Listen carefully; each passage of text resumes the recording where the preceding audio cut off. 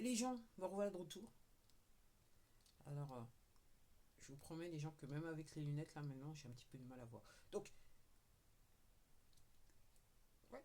Alors, je suis venu, vous avez vu le titre, encore une fois, il est tôt le matin, j'ai fait la prière et j'ai petit déjeuner, c'est tout. Donc, je suis en forme. Rien de tout ça. Cette vidéo, vous avez vu le titre, l'éveil de la Kundalini, elle fait suite en fait. J'y pensais ce matin, je me suis réveillée et j'ai eu cette idée pendant que je priais en fait, pour tout vous dire. Et en fait, cette semaine, j'ai rencontré quelqu'un, on a parlé un petit moment, et la personne me disait, oui, tu penses quoi toi de jeûner pendant 3 jours? Et puis un petit peu après dans la conversation, elle me dit oui, et elle travaille sur la respiration. Et là, je me suis dit, et je lui ai dit direct, oh, fais attention, on fait pas ça n'importe comment, faut y aller mollo, ok. Et puis on a parlé de choses et d'autres, et c'est vrai que j'ai pas pensé à lui parler de la Kundalini. Euh, à ce jour, je sais pas si elle sait ce que c'est que la Kundalini, cette personne, mais et pour tout vous dire, je me rappelle plus si elle est abonnée à cette chaîne. Et si tu es abonné à cette chaîne, en fait, la vidéo, elle est pour toi. Pour d'autres personnes, mais pour toi, parce que tu vas avoir des réponses par rapport à quand je te disais, fais gaffe. Alors, l'histoire, c'est que hier, donc à part cette conversation, hier, euh, en fait, quand vous faites un vrai travail spirituel mystique, il vous arrive un tas de choses bien, bien. Et même si c'est des choses qui paraissent comment ça s'appelle, en apparence pas très bien, mais en fait, vous savez que c'est bien pour vous à ce moment-là. Donc, et hier, je surfais sur voilà. Cette plateforme m'a recommandé une vidéo d'un monsieur. Donc, je me rappelle même plus son nom, mais je suis pas abonné à sa chaîne, mais je vais vous mettre le lien vidéo je vais vous mettre le lien vidéo dans la description. Et donc, c'est un monsieur, un jeune homme, enfin un jeune homme, je pense qu'il doit avoir 30-40 ans, qui a travaillé avec Tony Robbins, qui faisait partie de ces élites, Tony Robbins, des gens qui viennent, qui dépensent beaucoup d'argent et qui, voilà, le cercle minimum. Et il a aussi travaillé pour Joe Dispenza, ok. Et puis il parlait de Sadhguru. Alors, Sadhguru parle très bien. Je vais faire court. Sadhguru parle très bien. Ce qui me dérange le plus, c'est que j'ai vu sur plateforme, c'était pas sur cette plateforme, c'était sur Telegram, un petit clip vidéo où il était, où ça c'est encore. C'était pas le WWF, c'était l'ONU. Vous savez, à l'ONU, il n'y a pas que le géopolitique, il y a aussi, ils travaillent aussi sur le spirituel, mais vous pouvez vous poser des questions. Et on l'avait invité, et clairement, il était en train, il y avait une autre personne qui était interviewée, Sadhguru était derrière cette personne, et clairement, il l'a forcé à dire quelque chose que il n'aurait pas forcément voulu dire, et clairement, on voyait la peur sur son visage. Après, par rapport à Tony Robbins, alors là où je suis d'accord avec le monsieur donc dans la vidéo, dont je vais vous mettre le lien en description, c'est qu'il dit effectivement le réveil de la Kundalini, faut pas le faire, en gros l'essence c'est faut pas le faire n'importe comment et ça peut être dangereux. Et son problème c'est que les Tony Robbins et les Joe Dispenza, euh, à travers leurs cours et conférences, je sais pas comment il faut dire les trucs, ok, en fait, ils, ils font travailler les gens sur le réveil de la Kundalini, mais les gens ne savent pas. Les gens sont pas assez éduqués pour comprendre. Après, moi, en ce qui me concerne, pour ces deux personnes, Tony Robbins et Joey Dispenza, c'est clair qu'ils savent ce que c'est que la Kundalini. Après, je me disais que s'ils avaient eu un vrai éveil, ok, ils ne feraient pas les choses de la manière dont ils les font. Parce que quand on a un vrai éveil et qu'on comprend ce que c'est que la Kundalini, on sait que euh, tout dépend de l'individu. On peut pas, c'est pas quelque chose qui peut être forcé sur l'individu. À un moment donné dans la vidéo, le monsieur il met un clip de Joey Dispenza où clairement il dit aux gens de toute façon j'ai compris que vous voulez pas le faire, mais en fait on va faire en sorte, vous êtes là, on va faire en sorte que vous le fassiez. Et là je dis danger, grand danger, attention les gens. Alors qu'est-ce que c'est que le réveil de la Kundalini? Ok. Dans les faits, c'est une énergie que chaque individu peut générer, à condition qu'il soit dans de bonnes dispositions, je dirais, spirituelles / mentales.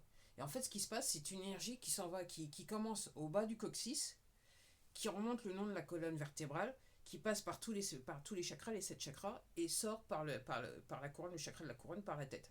Ok. Alors, effectivement, je suis d'accord avec lui, effectivement, c'est un concept qui est bien, quelque part, documenté dans les textes védiques et dans la culture hindoue, effectivement. Et donc, dans les textes védiques, la culture hindoue, effectivement, la colonne vertébrale, ça s'appelle le Shushumna. Et en gros, ce qui se passe, c'est que quand cette énergie remonte, qui part du coccyx et qui sort, entre guillemets, qui remonte le long de votre colonne vertébrale et qui sort dans votre tête, il se passe comme, ce que je comprends, c'est ce qui se passe comme un vortex. Et dans les textes védiques, on les appelle, ou yogiques, c'est s'appelé Ida et Pingala. Et donc ça fait, effectivement, ça s'enroule le long de la colonne vertébrale et ça permet à l'énergie de remonter et ressortir par la tête. Et quand je dis Ida Pingala, quand vous regardez le caducée de l'ordre médical, vous avez les 2 serpents. En fait, exactement, c'est ça. Le vortex, l'énergie sort comme ça. Elle va, elle remonte et oups, elle sort. Donc, en gros, c'est ça le réveil de la Kundalini. Donc, là où je suis d'accord avec le monsieur, c'est que c'est pas quelque chose qu'il faut faire parce qu'on a envie de le faire. Et c'est pour ça que je dis, les mecs, Tony Robbins et Joey Dispenza, s'ils l'avaient réellement fait eux-mêmes, ok, c'est pas quelque chose qu'ils feraient. À moins d'être sur le côté obscur de la force. Moi, je sais pas, les gens. Après, voilà. Alors après, vous ayant dit ça, si vous voulez en savoir un petit peu plus, je vous recommande ce bouquin qui s'appelle, l'auteur c'est Gopi Krishna. Ça s'appelle Le réveil de la Kundalini. En français, je fais la traduction française. Vous pouvez trouver, il y a des versions françaises, ok, de ces bouquins. De ce bouquin.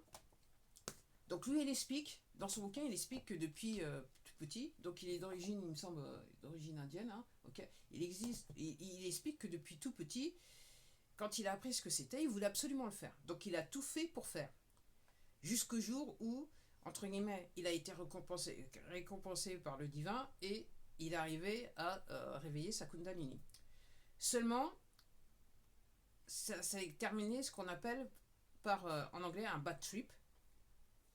Il y a eu des conséquences derrière et entre guillemets c'était difficile, ça a été difficile à vivre. Et là aussi je suis d'accord avec le monsieur de la vidéo, effectivement, si jamais vous la réveillez et que vous n'étiez pas prêt pour, effectivement il va se passer des choses qui vont être difficiles à vivre. Il dit après, il dit qu'il en a été témoin des gens qui tombent dans des problèmes psychologiques, des névroses, des choses comme ça. Oui. Je suis d'accord avec lui parce que moi, d'après ce que je comprends, alors j'ai lu ce bouquin-là, mais d'autres bouquins, ok, donc moi je suis tourné vers la culture védique, donc voilà. Entre guillemets, je suis pas un pandit, hein, je suis pas une gourou, je suis pas un maître, ok, mais je comprends ce qui se passe.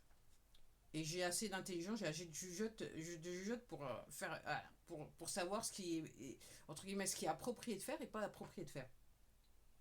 Donc oui, je suis d'accord parce que effectivement, si vous n'avez pas fait un travail spirituel, mystique, si entre guillemets, pour parler termes clairs, si vous n'avez pas nettoyé ce qui se passe dans votre cerveau, effectivement, toutes vos peurs, toutes vos névroses, tous vos problèmes psychologiques, si vous réveillez votre Kundalini, si vous forcez le réveil de votre Kundalini, ok, vous allez aller sur des plans physiques où ça va être dur pour vous, ça va être quasiment, c'est ce qu'il explique dans son bouquin, quasiment cauchemardesque. Ok. Vous ayant dit ça, il n'y a pas besoin d'être religieux pour réveiller sa Kundalini. Encore une fois, comme j'ai dit dans le début de la vidéo, c'est toute personne, tout individu peut réveiller sa Kundalini. Seulement, on a des systèmes éducatifs qui fait que on est coupé de notre aspect spirituel et mentalement, entre guillemets, on nous pollue le cerveau, ce qui fait que on a peu ou pas de chance d'élever sa Kundalini. Pour moi, 99,99% des personnes sur Terre ne réveilleront jamais leur Kundalini. À ce jour, dans l'âge de Kali. Ok. Après, vous ayant dit ça, il y a des gens qui sont pas religieux, qui disent ne croire en rien, mais spontanément, effectivement, ils peuvent réveiller leur Kundalini. Parce que dans leur tête, il y a eu un travail qui a été fait à l'insu de leur plein gré. Ils ont fait le travail nécessaire pour réveiller leur Kundalini. Et ils peuvent la réveiller, ils le vivent très très bien. En sachant que, comme je vous dis, si vous forcez le truc, donc vous êtes dans des névroses, des psychoses avec des problèmes psychologiques, le réveil de la Kundalini, vous allez vous retrouver sur des plans physiques pour éventuellement atteindre le plan divin. Et dans ces plans physiques, tout dépend de votre psychologie. Si vous êtes, entre guillemets, vous êtes perturbé, ça va être un voyage cauchemardesque. Si vous êtes, entre guillemets, spirituellement éveillé, c'est quasiment une connexion avec le divin. Alors, quand vous voyez les films d'horreur, et c'est fait exprès là, vous voyez, je sais pas si je peux le faire, hein, vous voyez, ok, les gens, vous avez les yeux là qui remontent, ok, c'est-à-dire que c'est des gens, normalement, c'est un signe que la personne est en train, est en train d'éveiller la Kundalini. Donc en gros, c'est une connexion. En fait, c'est les gens les yeux sont rivés sur le troisième œil. Et en fait, là, il y a une connexion avec d'autres plans physiques, dont un plan physique, le plan divin, si réellement vous êtes, psychologiquement, vous êtes dans le bon truc. On va dire ça comme ça. Donc, c'est pour ça que en Inde et au Tibet, il y a des ashrams, enfin en Inde il y a des ashrams et au Tibet il y a des moines tibétains, ok, qui se réunissent et pour certains arrivent à réveiller leur Kundalini ayant fait eux-mêmes un travail spirituel et c'est pour ça qu'il y a des ashrams et des monastères qui voilà et que c'est effectivement si vous voulez faire dans de bonnes conditions effectivement il faut faire un travail spirituel et il vaut mieux être dans un ashram ou un monastère, dans le sens que l'idée du ashram et du monastère, c'est que, mis à part le travail spirituel que certains innocemment, et je dirais bêtement, appellent un travail religieux, non, c'est un travail spirituel qui est fait. Hein. Là, on parle de pratique. C'est pas de pratique religieuse, c'est des pratiques, c'est un style de vie, c'est une hygiène de vie, voilà.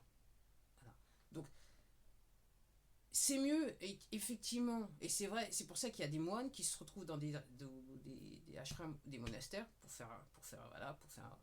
faire large, c'est que si vous avez, déjà, pour réveiller sa Kundalini, il faut être accompagné. Voilà. Il faut avoir, alors, référence aux Indes, ok, mieux vaut être dans un ashram où il y a un Parahamsa, donc c'est un être réalisé qui a forcément et qui éveille spontanément tout le temps quand il veut sa Kundalini, ok, ou vous mettre toujours avec les Indes, il faut être dans un ashram avec au moins pour moi, ce qui j'estime un Goswami, une personne qui a commencé à éveiller ses sens. Alors pourquoi rester dans un ashram, pourquoi rester dans un monastère entre guillemets pour réveiller, ou un monastère tibétain pour réveiller sa Kundalini, c'est que si les gens en ont fait l'expérience, ils sont à même de pouvoir vous aider quand vous élevez votre Kundalini. C'est ce qu'il dit le monsieur dans son bouquin. Okay, il faut être entouré. Parce que, comme je vous disais, c'est pas parce que, entre guillemets, vous vous dites religieux ou vous dites avoir fait un travail physique que dans votre mental, il est clair, il est nettoyé et tout ça. Il se peut que, même si vous êtes entre guillemets, vous dites entre guillemets religieux ou mystique ou spirituel, il se peut que vous ayez fait une forme de travail, mais pas un travail complet qui fait que l'expérience de l'éveil de votre Kundalini sera parfaite. Ok. Donc, pourquoi être dans un monastère? C'est qu'il y a des gens qui ont sont déjà passés par là, donc ils savent ce que c'est. Ou il y a des gens qui n'ont pas forcément passé par là, qui n'ont pas eu cette chance encore de passer par là, mais ils ont l'habitude d'être entourés de gens qui l'ont fait. Donc ils savent reconnaître les signes, ils savent comment il faut traiter, il faut se comporter avec les gens, ils savent comment aider les gens. Parce qu'il y a des gens, apparemment, ils ont du mal à revenir. Donc si vous avez un maître spirituel, quelqu'un qui sait, il va pouvoir vous aider à revenir. Sur le plan qu'on a. 3D, la 3D.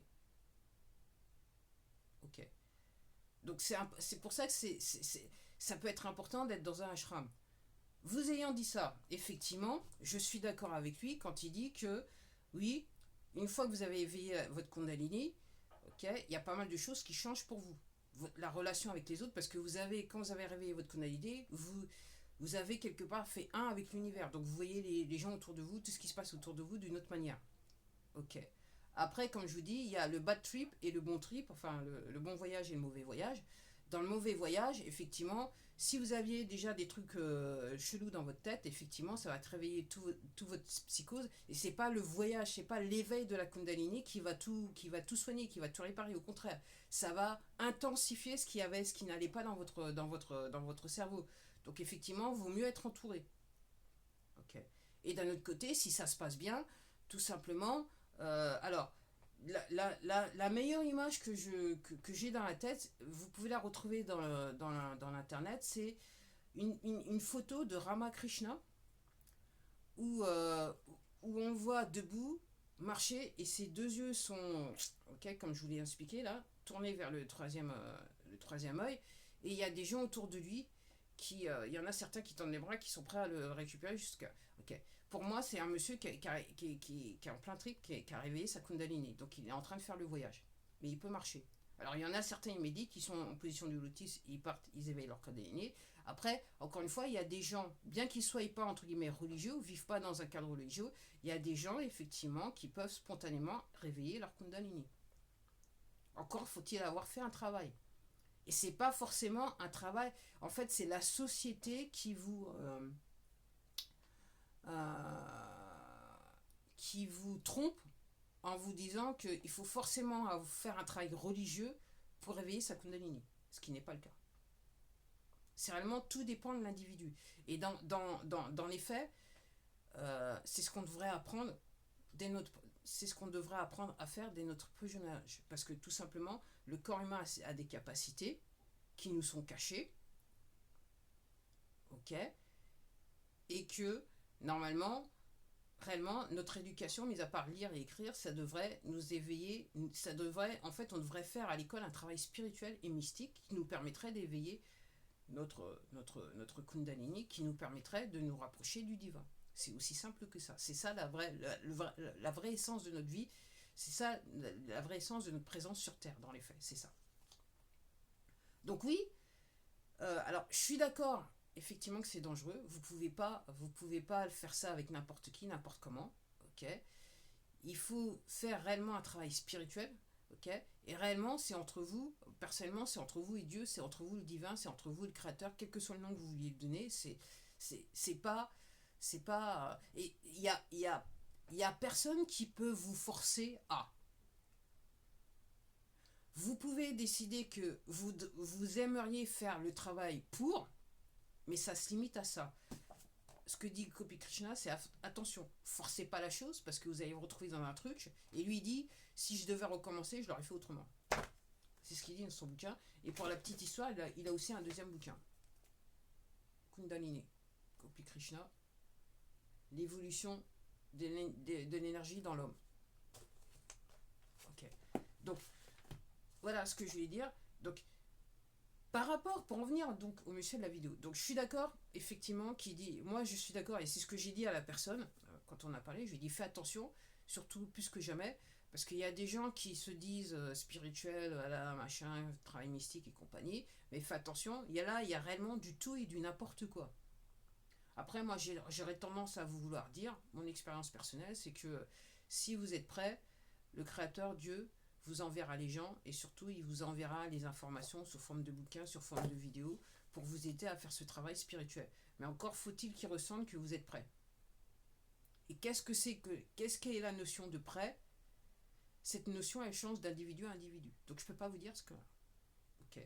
Après, je peux juste vous dire que effectivement, si je vous rencontre et que vous me parlez de ça et que vous me parlez en général, moi personnellement, je pense que j'ai cette prétention de vouloir dire que je serai si vous êtes sur le tremplin pour.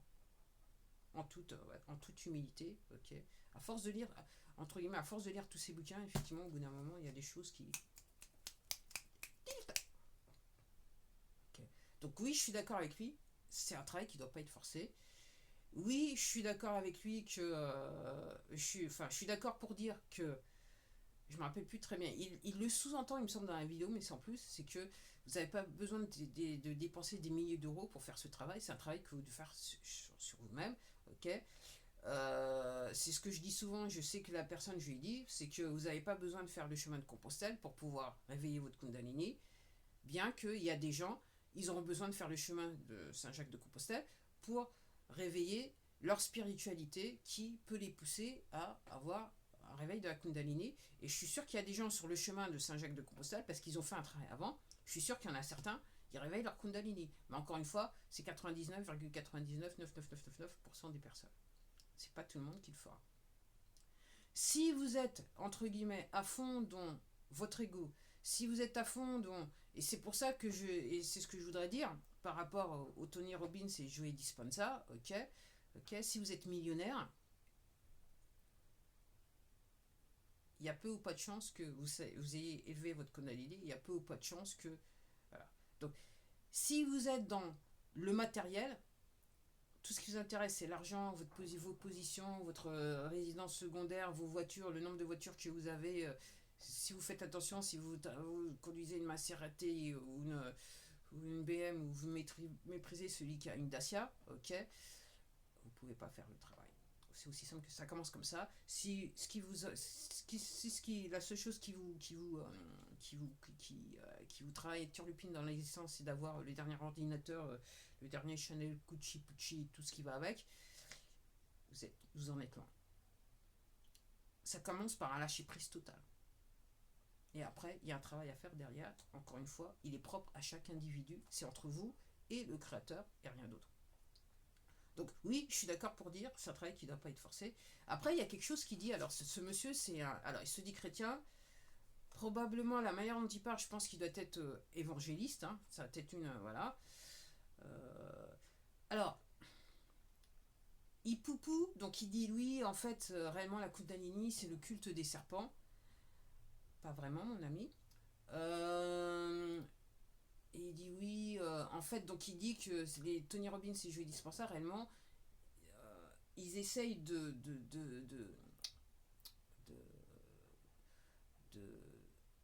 en fait, ils font en fait les gens pratiquer leur religion, qui est liée à la vénération des serpents. Je dis non, moi je le fais très simple, non, ils égarent les gens quelque part. Alors, je ne doute pas que dans un certain sens, ils voudraient aider les gens, mais la manière dont c'est fait, ils égarent les gens. Okay. Vous voulez un vrai maître spirituel. Okay. Vous voulez pas ce genre de Et le mot gourou, hein, gourou, c'est passer de l'obscurité à la lumière, de la lune au soleil. Donc, c'est passé, voilà, c'est ça le sens du mot gourou. Donc, quand vous les appelez gourou,